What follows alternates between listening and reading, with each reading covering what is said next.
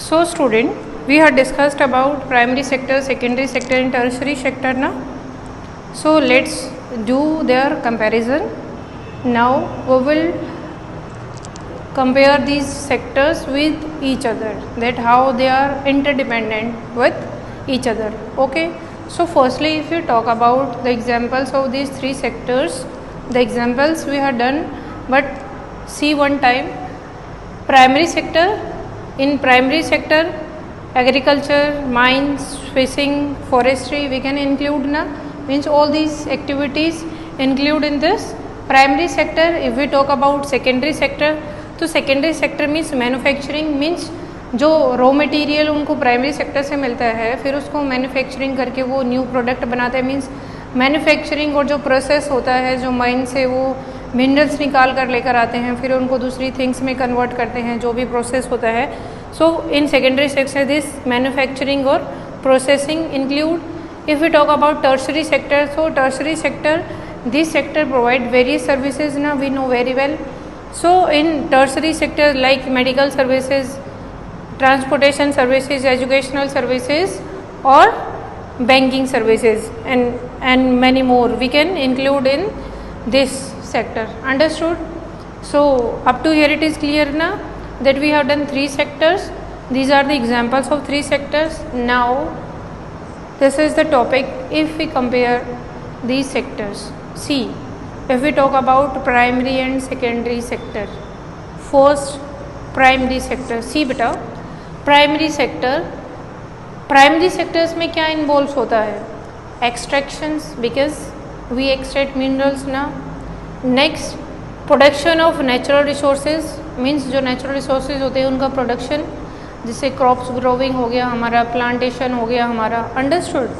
So in this if we talk about primary sector, it involves these extractions and production of natural resources.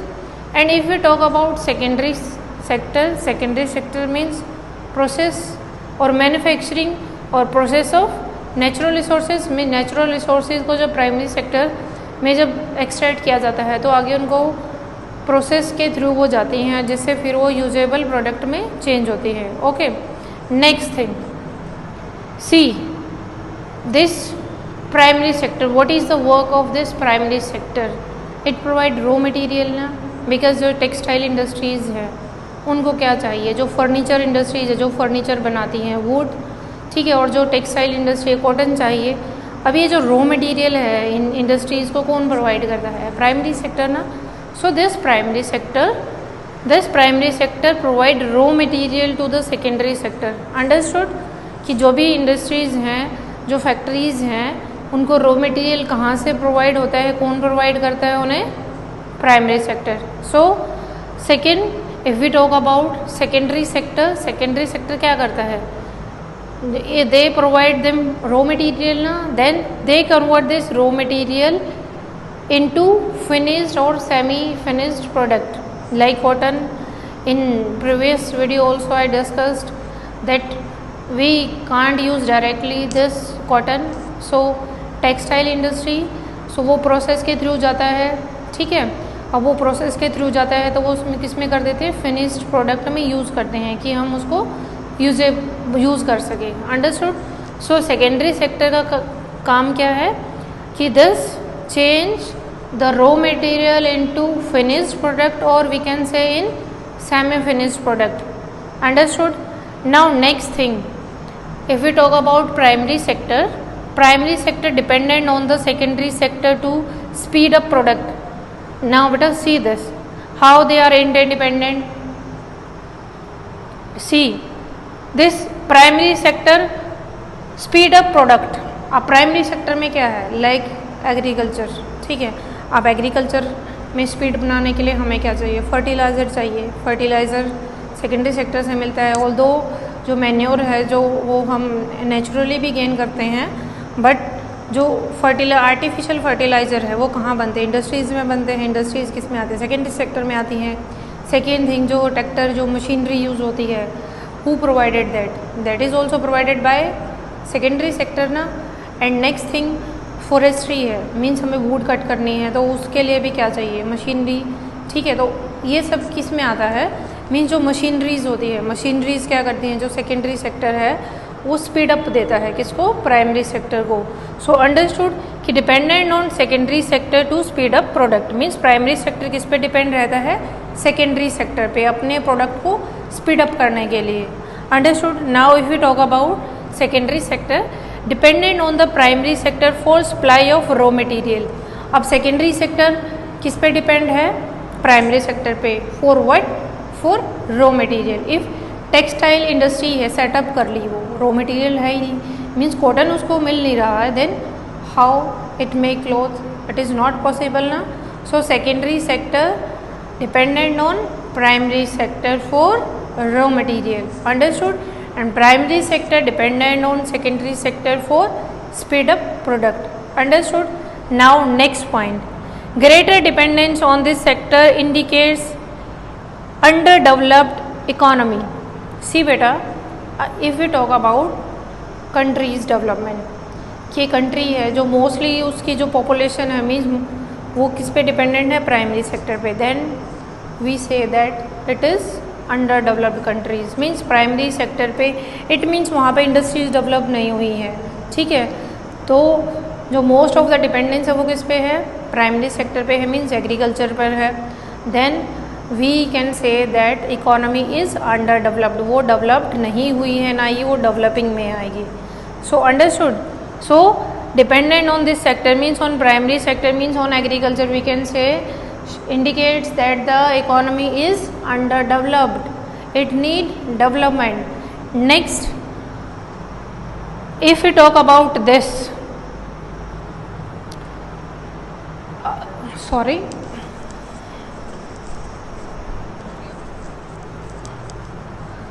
shift,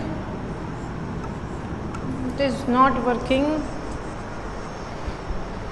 If we talk about secondary sector, so if a country or we can say economy, if it shift from primary sector to secondary sector, then we can say that that economy or that country is developing, means वो develop कर रही है।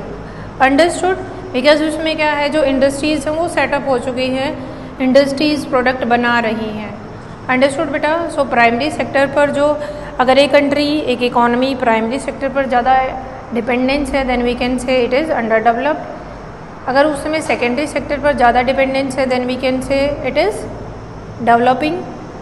Now if we talk about tertiary sector, we know very well there interdependence, that secondary sector for raw material dependent on primary sector and primary sector for speed up product dependent on secondary sector. Now if we talk about primary sector and tertiary sector, see beta, primary sector earlier also I discussed that if we grow crops after harvesting, agar if we have surplus wheat or rice, if we want to sell them, then we require transport facilities na. So who provide us, tertiary sector na. So it is the dependence on primary sector on tertiary sector, okay, because it provided them services.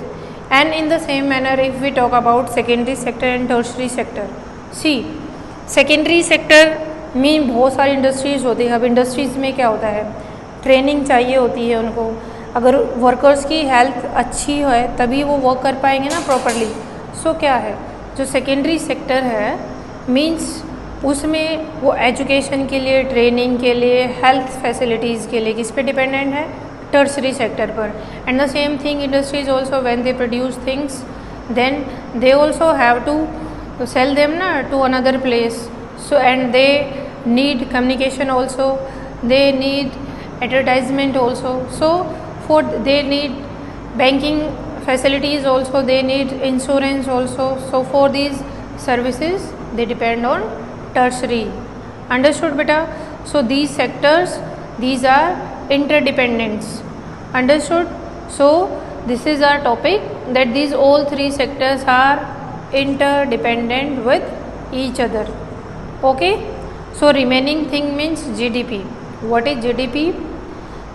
We have discussed in first chapter also, we have discussed in 9th class also.